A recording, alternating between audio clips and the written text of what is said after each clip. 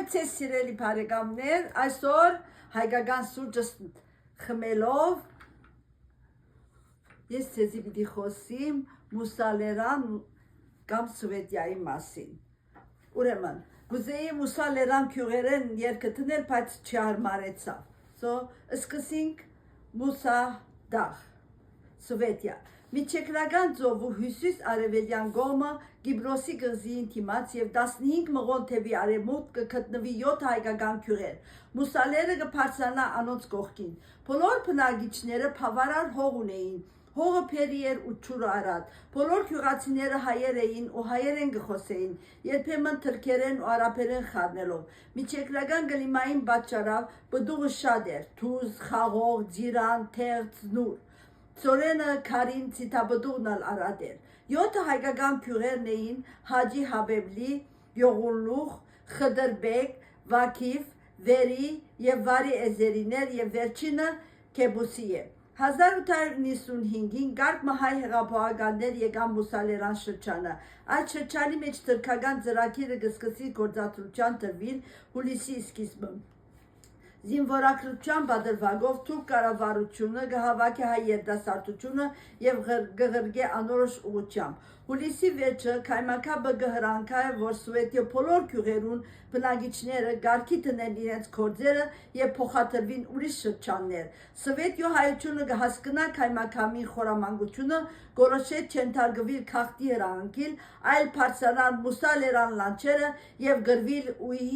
իհարգե մերնիլ բադվով եւ իրենց գարկախոսներ թիմատրել, չնահանչել եւ մերնիլ դեղվույն վրա։ Կառավարությունը հրանքած էր, որ օգոստոս 8-ին լքեն քյուղերը եւ մեկնին թեպի անաբադ, սակայն 5000 հոգի, որոնց մեջ 600 մարդիկներ էին, ինքնապաշտպանության թիմեցին։ Օգոստոս 12-ին թրքական 5000 կանոնավոր եւ բազմաթիվ անգանոն ուժեր հարձակում գործեցին։ Հայերը հսկա հարձակումով գրավեցին զենք, փամփուշտ եւ մթերք։ Լեռներուն վրա 20 օր լռություն դրեց։ Սվետացիները շատ կներվեին ուդելիքի պատճառով, սակայն չուսադեցան։ Հակոբ Յակուբ Եսայան հերոսը ընկճվել չէր գիտեր, արմատները նույնիսկ խաշելով գերան։ Սեպտեմբերի մեջ թուրքերը Քերման Սպայիմը առաջնորդությամբ եւ 7000 հոգինոց կանոնավոր բանակով գադարի հարձակում սկսան տնտանոթներով։ Հայերը սպիտակ հսկա սավամը, մեջտեղը գարմիր խաչով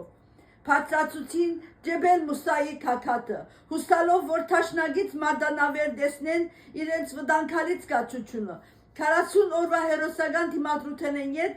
գիշեն ֆրանսիական զրահավորը կմոդենա Սվետիո ապերուն ու հրամանատարը հանդիպում կունենա հերոսամարտի ղեկավարին հետ, որ գամ Բաշար ու զինամթեր գամ բոլոր ժողովուրդը Սվետիայեն փոխադրե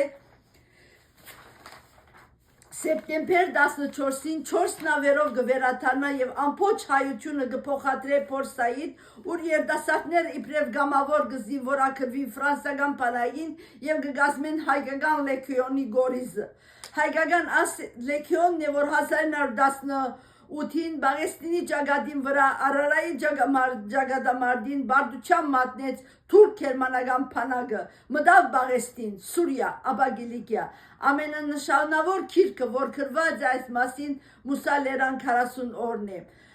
Մուսալերցիները ունին իրենց միությունները, մեծ մասամբ անոնք սկիզբը հաստատված են անջար,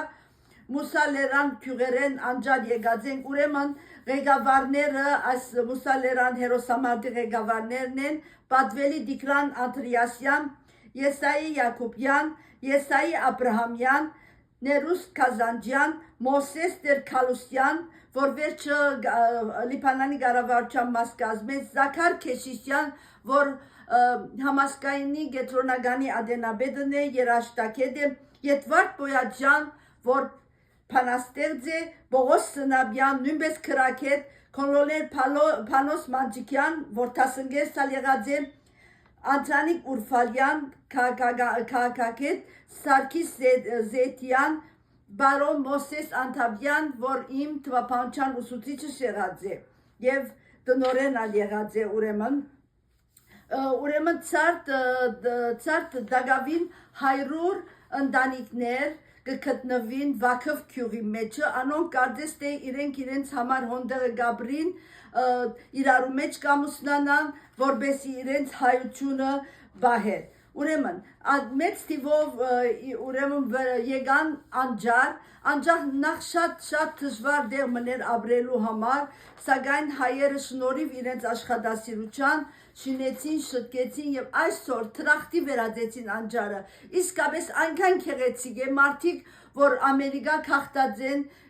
Թրամ գղրգեն իրենց անջար քյուղը,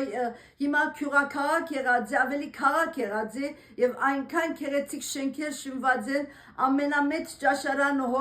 որ արև կգոչվի Շամս, իսկապես շատ մեծ է եւ անջարի մեջ բոլոր գուսակցությունները կգործեն, բոլոր հարանվանությունները կգործեն եւ բոլոր հարանվանությունները իրենց դբրոցները, քիչերոտիկները ունին եւ հոմենտմենը իրենց գլխավոր փանագումը անջարի մեջ գնե։ Ես երբ որ արձվի գեի,